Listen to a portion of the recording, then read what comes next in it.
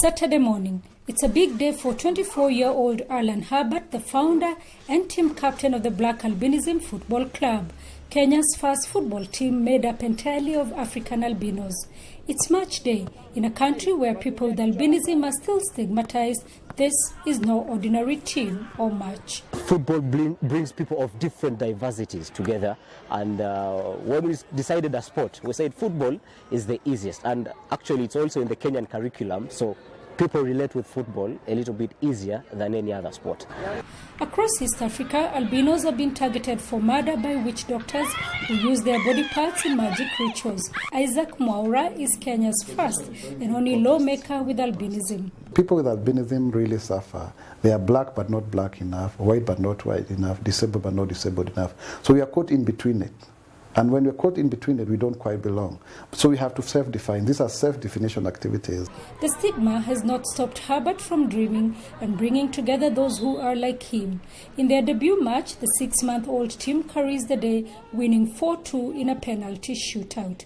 Once we fight the discrimination, once we beat off the stigmatization, then you can see the greatness that is in us. You have realized here how we've won. Yeah, we've won fair and square. The only thing that we have, that our skin is a little bit pale and we have issues with our eyesight, but that does not make us less of people. For now, it's time to revel in the first win. Sarah Kimani for VOA News, Nairobi.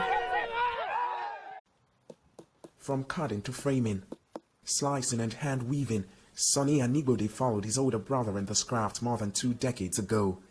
Cane weaving is part of his culture in Edo State in southern Nigeria, but Anibode came to Nigeria's capital and settled here in the hope of better business opportunities. I started this work when I was in secondary school.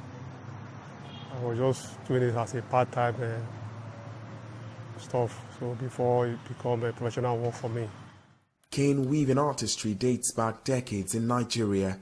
But Nigeria's high demand for imported furniture means craftsmen like Anibode struggle to stay in business.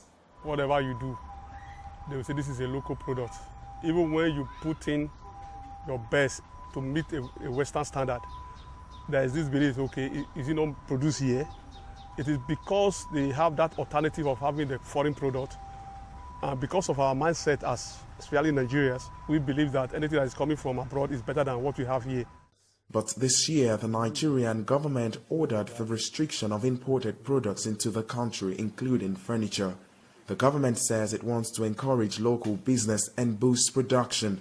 But economic expert Nonso Bikili says a ban like this could have a negative impact on Nigeria's economy. Even in the healthiest economies, you find that there is a balance between imports of any particular item, including furniture, and those that are locally produced. It's the same everywhere. Now, in terms of a ban, theoretically, bans tend to be negative overall.